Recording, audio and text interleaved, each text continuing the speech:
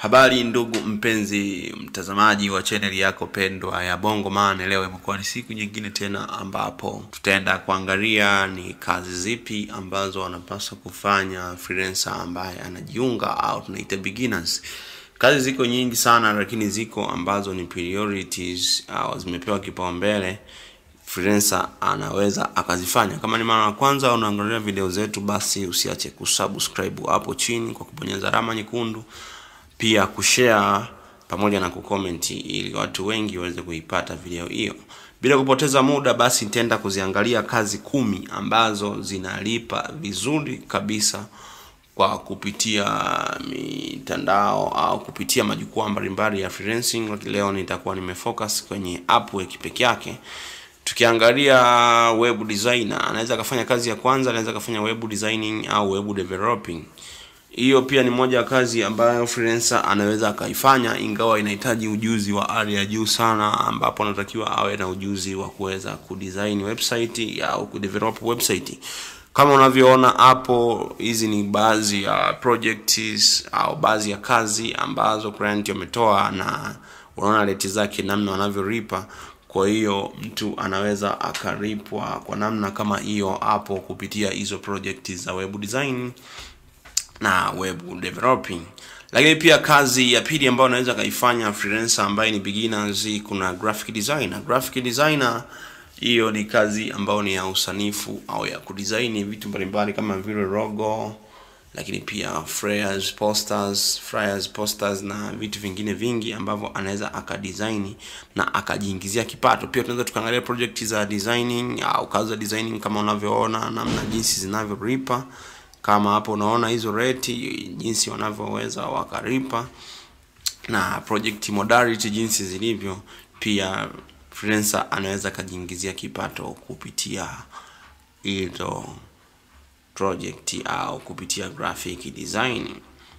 Lakini kazi ya tatu ni teaching au tunaita teacher. Mtu pia anaweza kajiingizia kipato kupitia kazi za kufundisha, kwa sababu pia kuna uhitaji ya watu mbalimbali ambao wanakuwa wanahitaji walimu waweze kuwafundisha masomo tofauti, lakini pia lugha, ambapo wanakuwa wanahitaji freelancer ambaye atakuwa na skills kidogo juu ya kazi ambao wamekuwa wameitoa, na ataweza kuwasaidia ili kuhakikisha kwamba wanapata kitu kilicho bora zaidi. Lakini kazi ya 4 katika siku ya leo inaweza kuwa ni visual assistant. Hapa nazungumzia kwamba client anakuwa anamtafuta mtu wa kuweza kumsaidia katika kazi zake, au mfanyabiashara anamtafuta mtu wa kuweza kumsaidia katika kazi zake, au mtu ofisini anamtafuta mtu wa kuweza kumsaidia katika kazi zake, ambapo tunaita visual assistant. So visual assistant also ni among of the work ambao iko ina pay vizuri sana, na mtu anaweza kuingiza kipato kupitia hicho kitu tunaita visual assistant. Kama unavyoona hapo, hizi ni baadhi ya project za visual assistant au kazi ambazo anazitoa na namna gani zinaweza zikakulipa. Kazi ya 5 inaenda kuwa ni freelancing writing au kazi za writing, ambapo unaweza kuwa ni blog writer, unaweza kuwa ni letter writer, unaweza kuwa ni CV writer, ukaandika makala mbalimbali, ukawa ni book writer, ukawa ni journals writer, pia ukajiingizia kipato kupitia kazi za writings ambazo pia zina opportunity kubwa sana ukiangalia katika majukwaa mbalimbali ya freelancing. Kama unavyoona hapa kazi za writing hizi hapa jinsi tolewa na namna gani wanalipa na qualities zake na vitu kama hivyo hapo. Lakini kazi ambayo itakuwa ni 6 katika siku ya leo ni kazi ya editing au tunasema editor.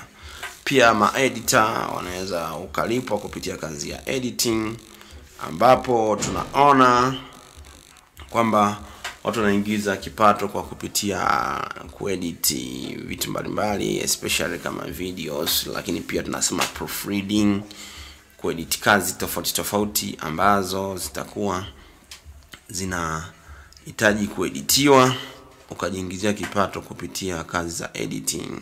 Maana pia mtu anaweza anafanya correction of grammars, spelling, writing style, au sometimes hizi kazi za editor tunaziita proofreading.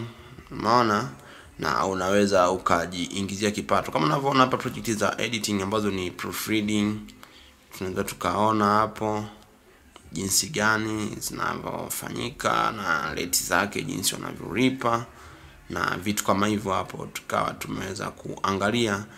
Pia ni moja ya kazi ambazo zina demand kubwa. Lakini kazi ya 7 katika siku ya leo itakuwa ni accountant au financial consultant.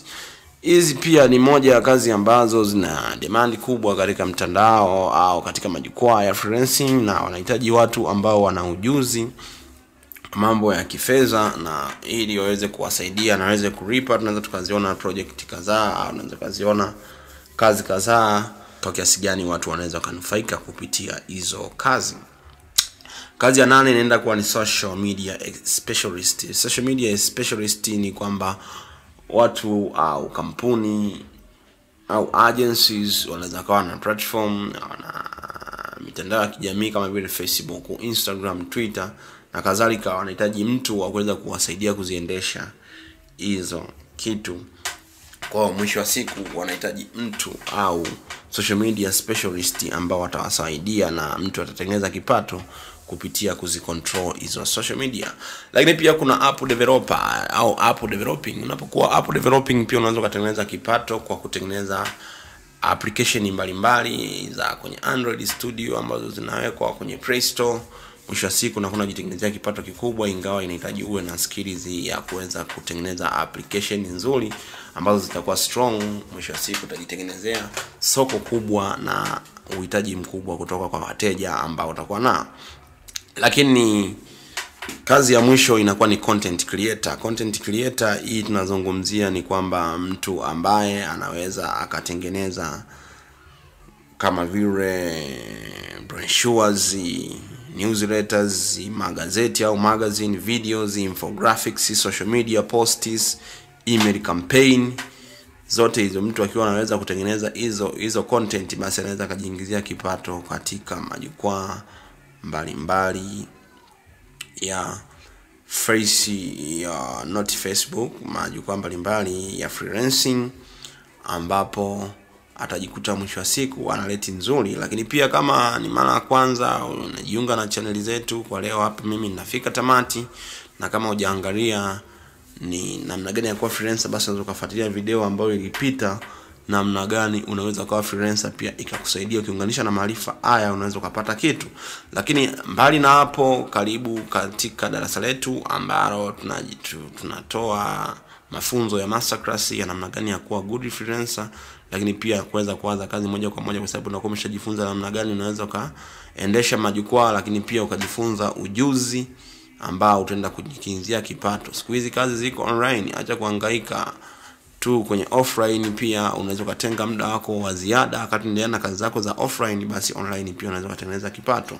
Kwa darasa la masterclass ukihitaji kujifunza ili uweze kuanza kujitengenezea kipato wewe mwenyewe, basi usiache kuenda hapa kwenye description na kuchukua namba yangu ya simu, kanitumia message WhatsApp, tukawasiliana na ukaanza kupata darasa la masterclass ambalo litakufanya ujipatie ujuzi ambao utakufanya uanze kufanya kazi baada ya kujifunza na kuanza kutengeneza kipato moja kwa moja bila kusumbuka. Nisiwe na mambo mengi sana katika siku ya leo, basi nikutakie wakati mwema na siku njema. Asante, tuonane katika video ijayo.